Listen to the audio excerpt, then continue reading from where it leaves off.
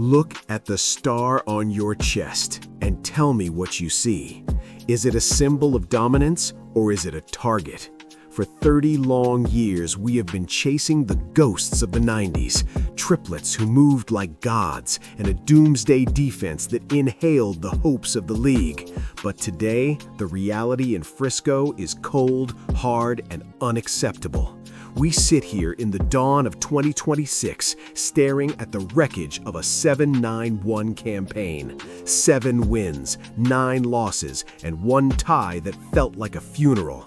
We watched the Matt Eberflus experiment go up in smoke as the defense surrendered 30 points per game, the worst statistical showing in the history of this storied franchise. Jerry Jones isn't just all in anymore, he is busting the budget to keep the ship from sinking. But before we look at the blueprints for the 2026 resurgence, you have to be part of the most powerful fan base in sports. Subscribe, hit that like button, and tell me in the comments, is Dak still the man to lead us, or is the window slammed shut? I want the raw truth from the Cowboys Nation. The silence in the corridors of the Star is deafening.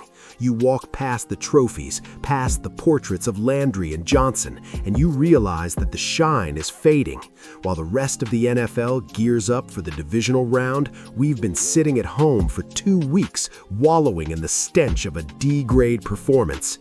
SI's Gilberto Manzano didn't hold back, calling it a wasted season, and he's right. Jerry Jones threw the season into the furnace the moment he shipped Micah Parsons to Green Bay. You don't just trade a generational predator and expect the doomsday spirit to survive. It was a betrayal of the standard. Eberflus took the fall, and he deserved to be fired, but let's be honest, he was sent into a gunfight with a pocket knife after the front office took his biggest weapon away. Listen to the film room reality. We allowed 511 points. 511, that is a franchise record of shame. We abandoned the Tom Landry philosophy of defensive discipline for a passive zone-heavy scheme, running zone at the 10th highest rate in the league, 75.3%, that looked like a sieve. But, and it's a big but, the leverage is shifting. We brought in Quinnen Williams, a beast in the interior who instantly slashed our rushing yards allowed from 143 to 79 per game.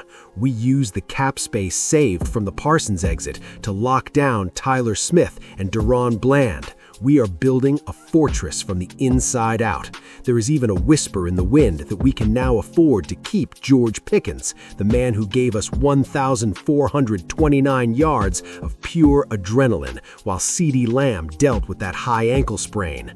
The blueprint for 2026 is written in gold and blood. We have 2 first-round picks, 2 chances to find the next Leo or the next D-Ware.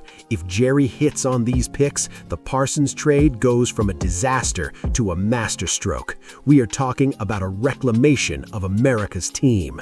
One veteran scout at the Jones table told me recently, the Parsons trade felt like losing a limb, but Quinnen Williams is the heart transplant we needed for the interior. If we hit on the edge in April, this defense won't just improve, it will suffocate people. An insider at the Star whispered, Jerry knows he's being graded an F by the fans right now. He's not just busting the budget, he's looking for a defensive coordinator who carries a flamethrower. No more bend but break Eberflus soft shells. And a third source, the vibe in Frisco is pure urgency. Dak is looking at those picks and seeing his last chance at a legacy. Let's dive deep into the DNA of this team. Dak Prescott, $240 million.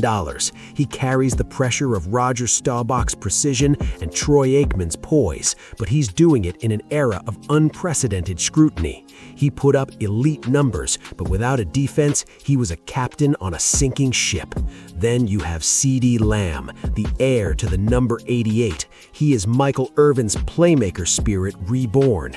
In 2025, Lamb hit 1,077 yards despite being over overshadowed by the meteoric rise of George Pickens, who hauled in 1,429 yards and 9 touchdowns.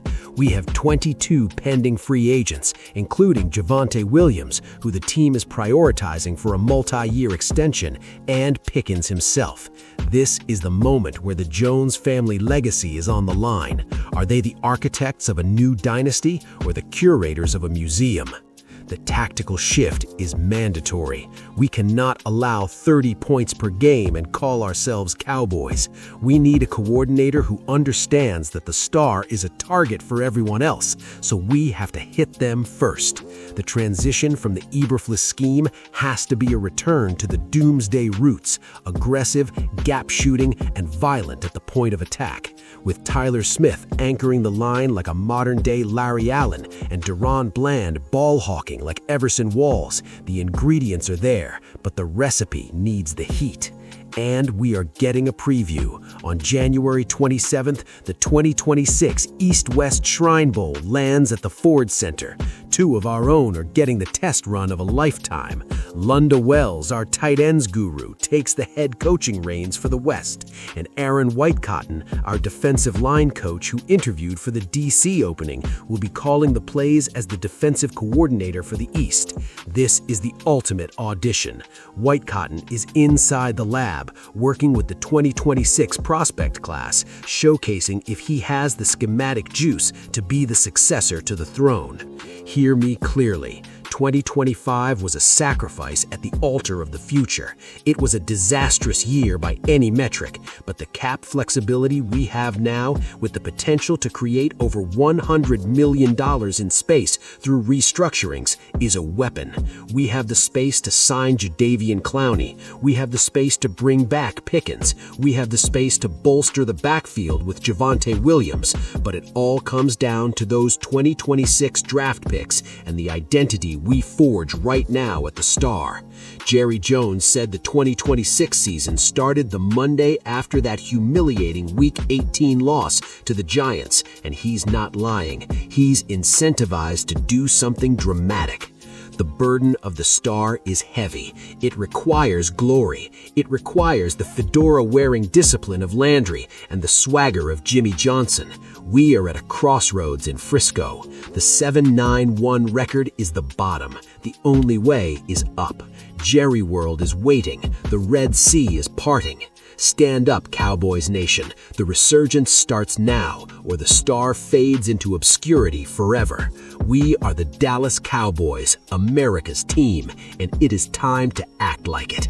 Bring us the defense. Bring us the sacks. Bring us the ring. Think about the 60s dominance, the foundation laid by Lilly and Landry. Think about the 90s fire brought by the triplets and that aggressive front. That is the thread that binds us, and that thread is currently being tested by a league that has spent a year laughing at our defensive collapse.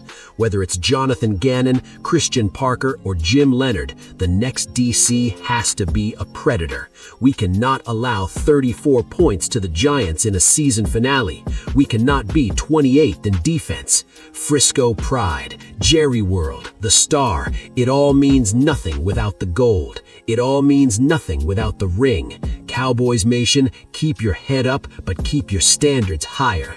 We are coming for everything they said we couldn't have. The 2026 season isn't just a schedule, it's a reclamation project. We are going to find those hidden gems at the Shrine Bowl. We are going to bust the budget in free agency, and we are going to march into 2026 with a defense that strikes fear and an offense that dictates terms. Lunda Wells versus Aaron Whitecotton on January 27th isn't just an all-star game. It's the first battle for the soul of the 2026 Cowboys. We are watching, the league is watching, and Jerry is ready to do dramatic things. How about those Cowboys? The Star is rising. The window is opening. The future is ours to take. We are going to take advantage of those 2 number ones. We are going to restore the pride of Frisco, and we are going to do it while the world is watching, because that's what America's team does.